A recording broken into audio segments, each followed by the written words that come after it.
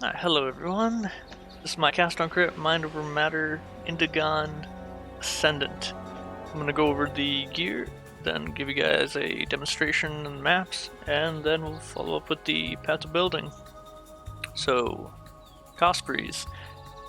This particular Cost Breeze is enchanted and corrupted. You don't necessarily need the corruption on it, but the enchantment is recommended. This cost me about 5 exalts, but it's only going to really, without the corruption, it'll be like 1 exalt. Probably be a better choice. In it, we have Frostbite, Frostbolt with GMP. Obviously, we have Indigon. In the Indigon, we have Arcane Cloak, Divergent, Arcane Surge, Digital of Power, and Righteous Fire. Divergent Arcane Surge increases the Arcane Surge duration by 2 seconds base, and that duration is scaled by the duration affecting Arcane Cloak. So that 6 seconds is actually lasting closer to 9 seconds, allowing us to keep up Arcane Surge 100% of the time, because Arcane Cloak can be cast roughly every 7.5 seconds. On the shield, I have cold damage, life, mana, mana regen, fire and chaos resist. You could opt for another Cost Breeze setup. I just chose to just do one, go with the shield. Entirely up to you. Atziri's Foible with Arcane Capacitor allocated on it. Pretty straightforward. We want a high enough, really high, effective Arcane Surge on us. Dream Fragments, cannot be chilled, cannot be frozen. Lots of mana, mana regen, good quality of life there. Cloak of Defiance, bread and butter right here. Mind Over Matter with an extra 10%. We want a good mana roll here, and ideally either the mana per quality instead of defenses enchantment, or life instead of quality. In it, we've got Cold Penetration, Cast on Crit, Cyclone, Ice Nova, Critical Strike support, and Critical Damage support.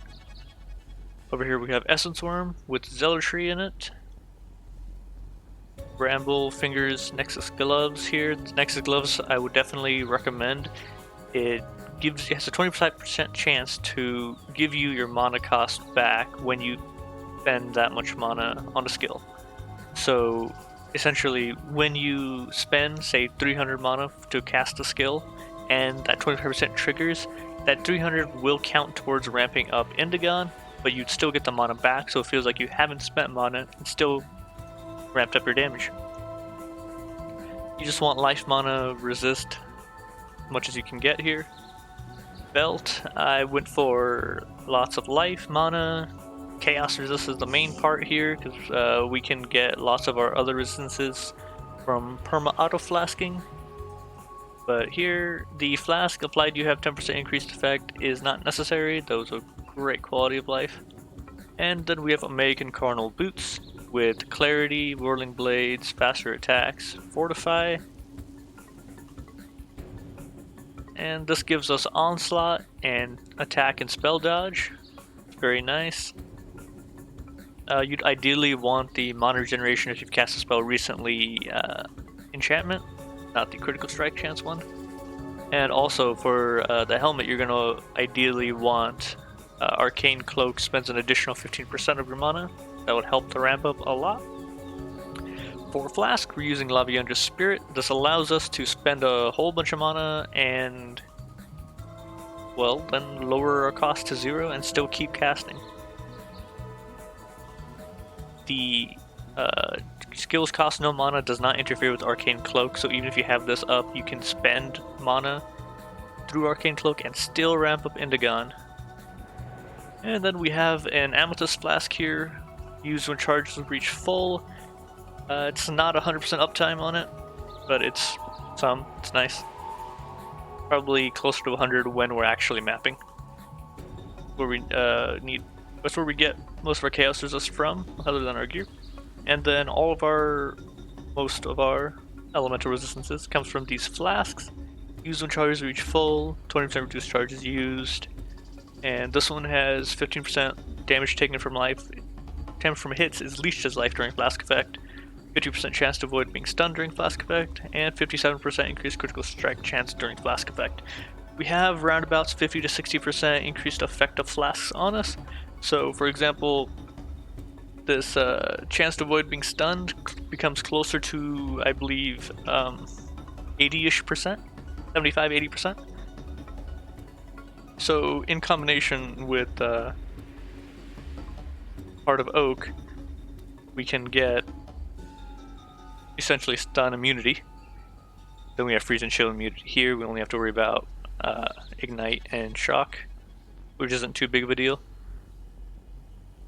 For Pantheon, we have Soul of Arakali with Captured the Witch of the Cauldron for chaos resist against damage over time.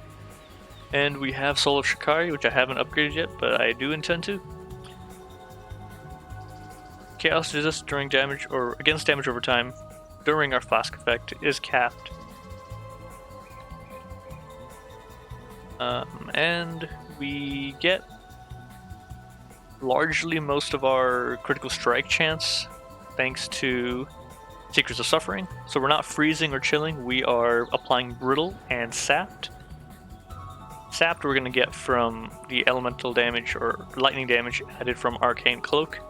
And then most of our damage is already cold, so actually all of it except for lightning damage, allowing us to apply Brittle. And we need to apply at least, I believe, 8% Brittle to get hit crit cap. And as you can actually kind of see here, I'm not grabbing the critical strike chance here, really only grabbing it here. And I believe maybe like a jewel or two has some small amount of critical strike chance on it, and we're still hitting crit cap. So let's jump into a tier 16 Chateau map. I'm going to turn off Maven just to display the map a little bit. And we are running Awakening level 5.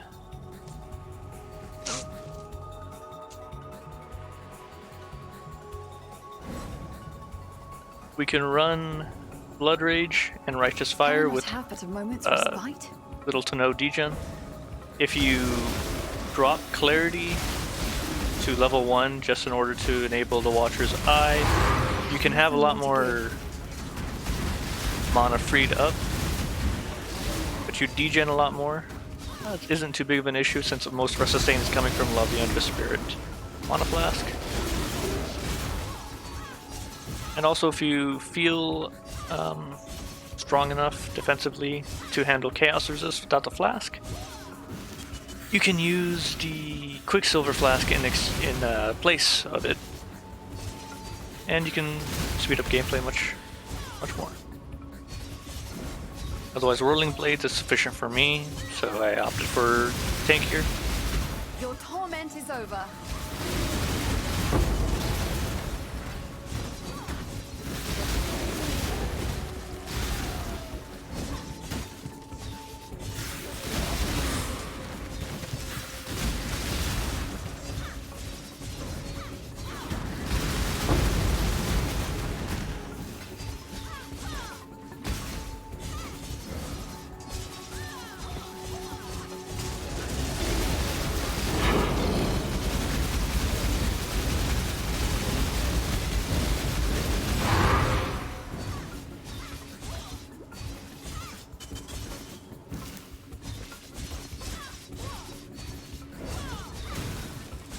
As long as you have your mana up and or with the Flask, nothing can kill you.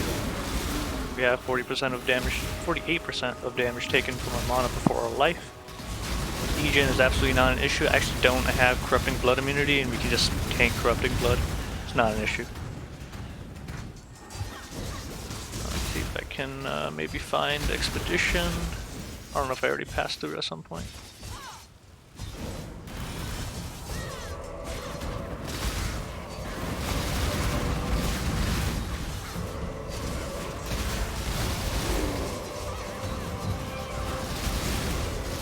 Oh yeah, it's down here.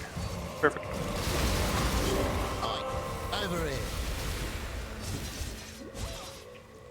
Okay, so for Expedition, what you're trying to do is avoid any immune to cold, and hits against monsters cannot be critical strikes. Other than that, it's fair game.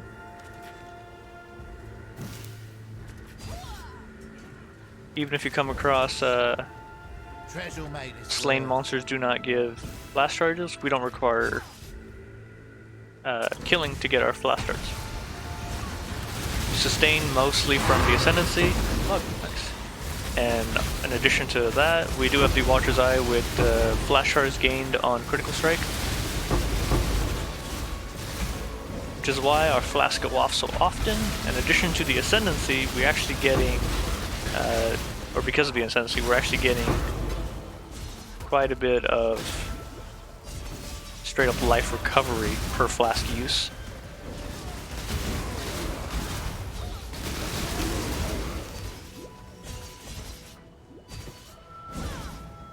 Can I not have but a I'm gonna moment's loot this real respite? quick, and we'll jump into the POV.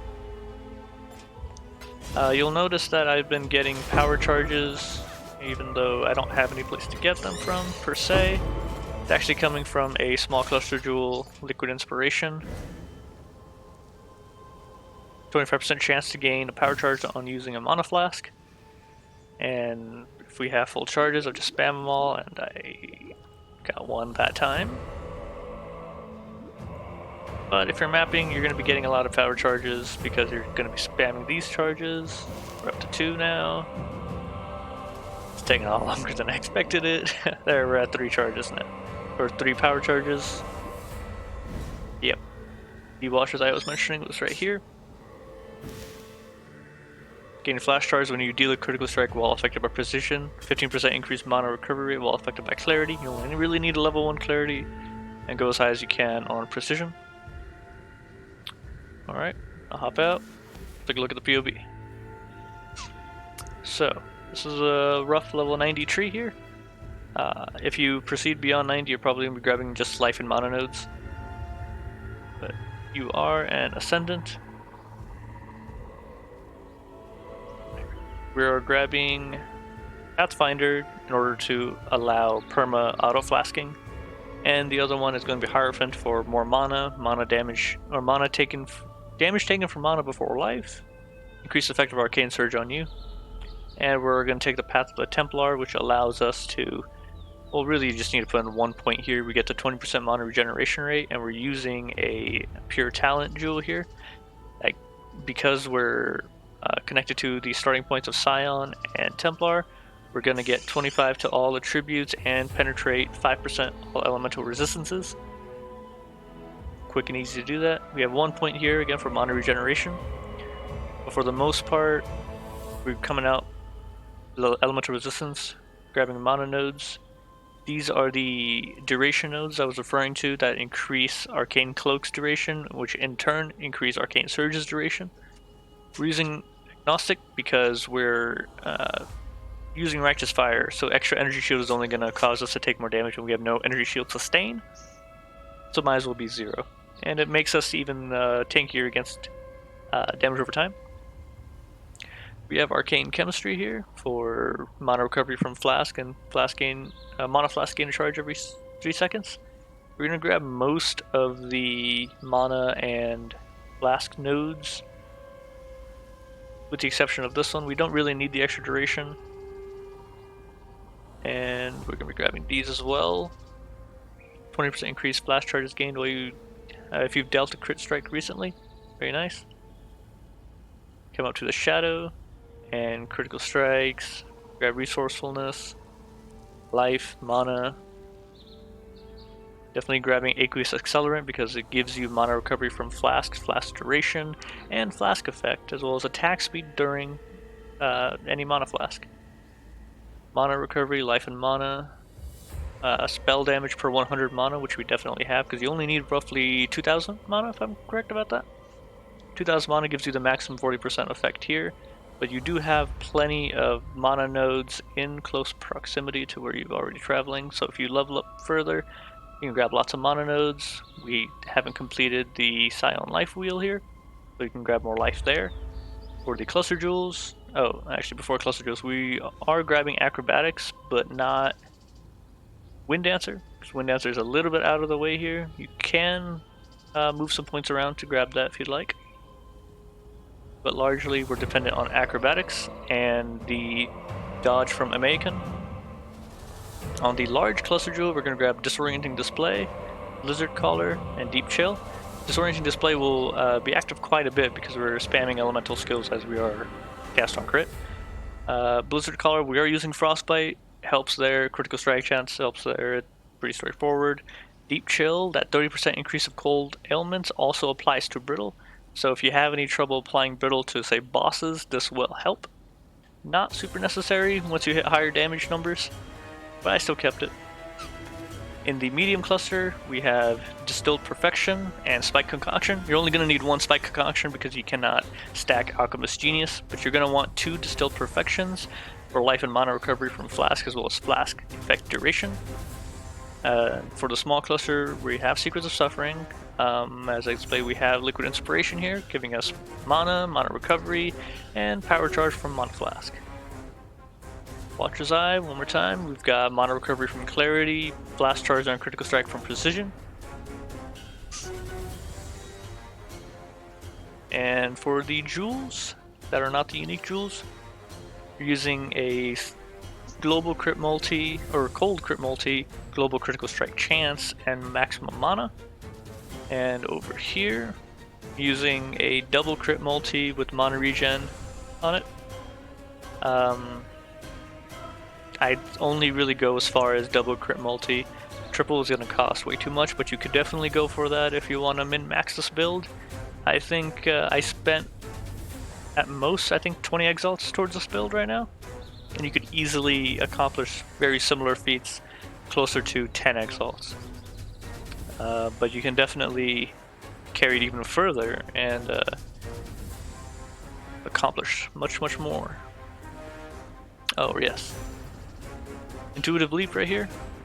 So we can just grab Heartseeker, Acuity, and Herbalism. Acuity is quite nice here to cap out our critical or hit accuracy. We're actually at 96%, so not really capped. Pretty close though. For the configuration here, we have a Brittle effect of 8, 'cause that's the minimum to hit critical strike chance cap. If you have more accuracy, you can actually effectively take it to 100. Power charges, frenzy charges, onslaught, alchemist genius, flask effect, crit recently, yeah. Mana spent recently, I'm only putting 3k. You can easily hit 3k, easily. I think right now with 4400 mana unreserved, Arcane Cloak is going to use around 2700, is that correct? 2788. If it hits 2800, that's the next threshold for another 24% spell damage. But as you can see, on one cast it goes to 2700, this goes up to 358 mana.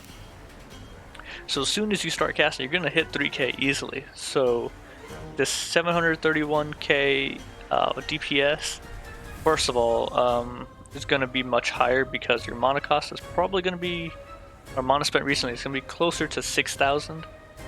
And also, Ice Nova, when cast on Frostbolt, loses AoE but not damage. So it's going to cast twice on each Frostbolt that your cursor is close to, every time you would otherwise cast it. So it's actually hitting twice. So we have nearly double the DPS. I'll go ahead and include the POB in the description, and if you have any questions, comments, concerns, you guys just put it at the bottom. Otherwise, like, subscribe if you liked anything that I've showed you, and remember to follow on Twitch. I do stream Monday, Wednesdays, Fridays, sometimes Saturdays as well. I've been switching between Path of Exile and Last Epoch recently, with also some Valheim tossed in there. And yeah, thank everybody for watching. Catch y'all later. Take care.